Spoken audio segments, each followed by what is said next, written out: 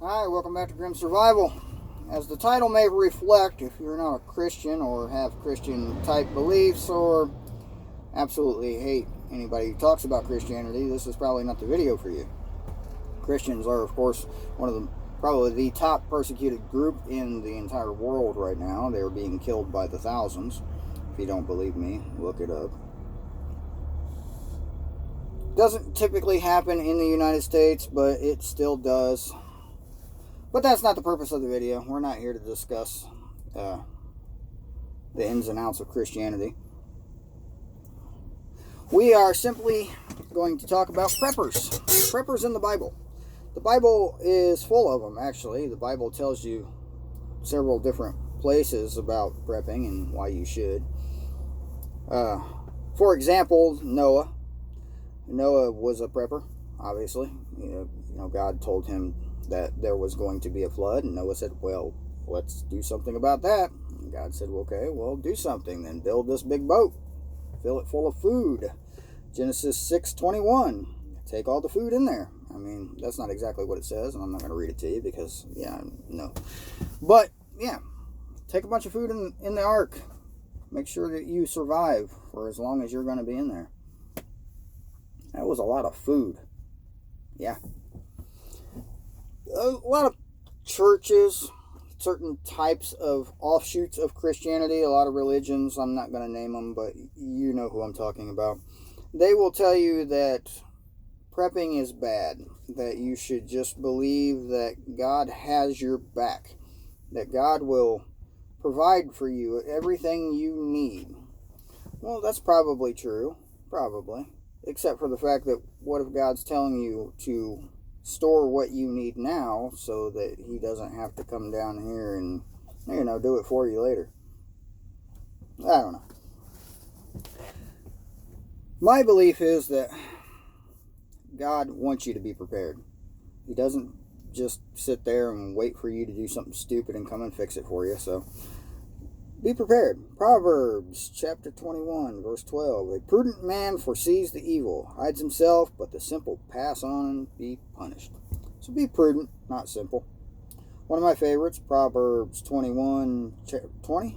The wise store up choice food and olive oil, but fools gulp it down. Don't be a fool. I try to not to be a fool. I don't have olive oil stored up, though. Maybe I should. Bible did say store olive oil. I mean, I'm reading it right here, so maybe. Do you think you should store olive oil? Can you store olive oil? How would you store olive oil? In a plastic bucket? And doesn't it go rancid after a while? I don't know. I don't even know what I would cook. I mean, I guess I could fry some things with olive oil. Fried rice comes to mind. I have a lot of rice stored up, so fried rice might be a good thing. But anyway, back to it. The Bible wants you to prepare. If you are a Christian and you've read the book, then I'm sure you've read the last book in it. The Bible is, of course, a bunch of books. The last book, Revelation, it talks about famine, the coming trials of humanity, famine, great droughts. We're seeing a lot of this thing. Don't get me wrong, I'm not one of those, oh my God, we're in the end times, we're all going to die, go blah, blah, blah, blah. Yeah, no, nobody knows. It says it in the book, but nobody knows, okay? You don't know.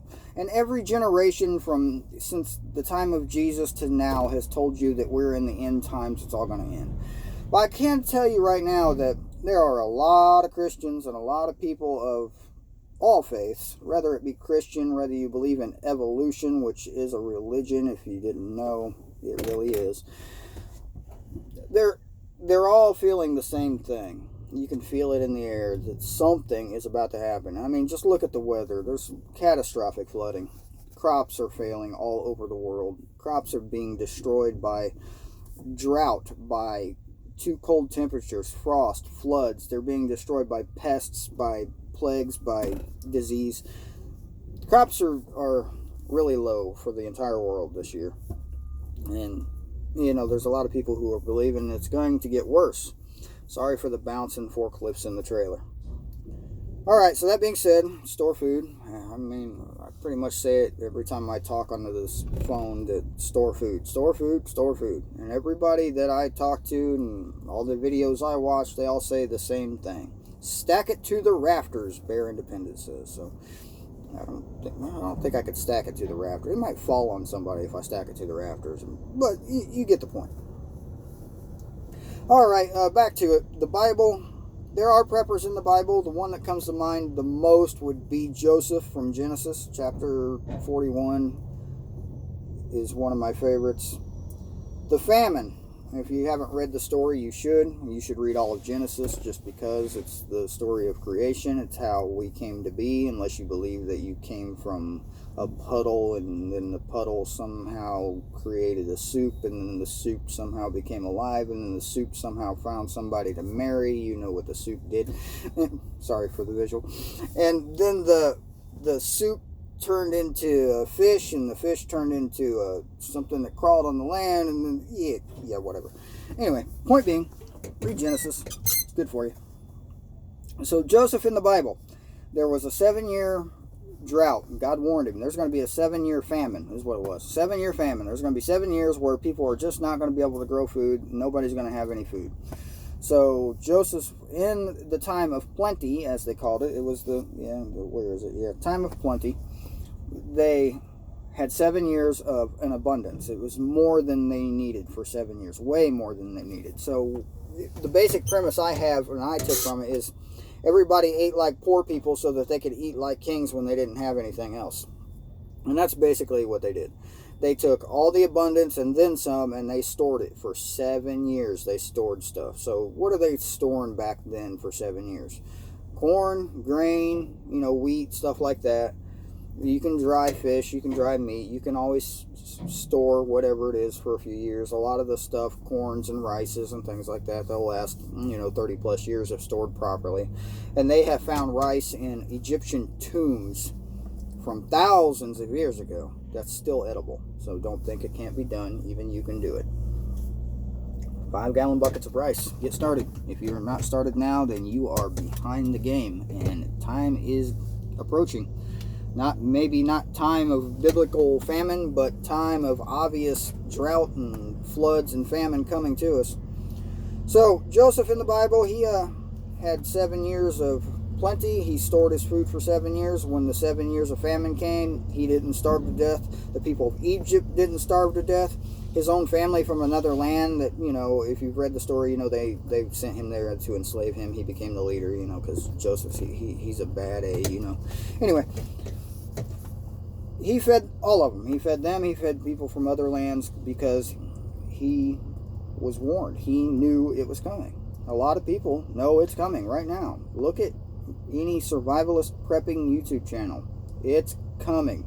Look at any, I guess it's not mainstream, but what do you call news services, from Full Spectrum Survival, Ice Age Prepper. I could list 100 channels. It's coming. We are looking at a food shortage. Food prices are already going up. Corn prices have jumped in this country in the last 2 weeks. They have jumped. So if you're not storing, store now. It's still somewhat cheap, but it's getting up there. So back to my personal beliefs. I believe that God is real. Jesus saved me, saved you. If you don't believe it, you're welcome to, like I said, don't let the door hit you on the way out. Don't watch the video. This is kind of a short one. It's just a matter of what you should be doing. Get yourself right with God. Now's the time. It's always been the time, but a lot of us can feel it. I know I did. It was about a year ago. I was a heathen. I really was. I was doing all kinds of stupid stuff. I was a heathen. I won't even go into that. Anyway, God, he came and smacked me in the back of the head. He said, yep, he gave me I make sound effects.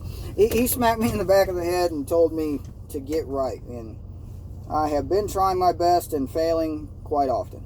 And I still fail to this day. To this day, I'm a truck driver. I have road rage issues. This is about as personal as I'm going to get, but I will. If you've ever seen me on the road, you've probably seen me yelling at you. I will yell out the window at people. I have tossed things out the window at people because of how stupid they are. When you almost kill me on a daily basis in my truck, it tends to irritate me. And that's something I got to crucify. Something that, me and God have conversations about here and there. And he's telling me to knock it off, and I'm still yelling at people. So, like I said, I fail all the time. Nobody's perfect, especially not me. So the grim side of things, just to keep this video as, you know, along the lines of the channel of being grim. We are grim survival. We like the grim reality. If you don't get right with God now, it's going to be too late. It might not be too late tomorrow, but eventually it's going to be too late. He's not just going to sit there and wait for you forever. He's not. It says it in the Bible. He's not. If you're not storing food now, you're going to die. All right, that's enough.